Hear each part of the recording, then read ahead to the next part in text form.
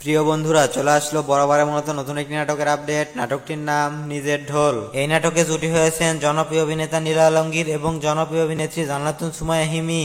এই নিজের ঢোল নাটকটি রচনা এবং পরিচালনা করেছেন পরিচালক মাইদুল রাকিব। এই নাটকটি কবে, কোথায় এবং কোন চ্যানেলে আসবে সবকিছু বিস্তারিত জানতে পারবেন এই ভিডিওতে, তাই ভিডিওটি না টেনে শেষ পর্যন্ত দেখতে থাকুন। মাইদুল রাকিবের পরিচালনা এর আগেও আপনারা অনেক নাটক দেখেছেন। তিনি কিছুদিন আগে এই জুটির গরুর ডাক্তার নামে একটি নাটক উপহার দিয়েছেন আমাদের। সেই ধারাবাহিকতা এবারে নির্মাণ করেছেন নিজের ঢোল নাটকটি। এই নাটকের গল্পে দেখা যাবে নীলা আলমগীরকে নিজের ঢোল নিজে পেটাতে।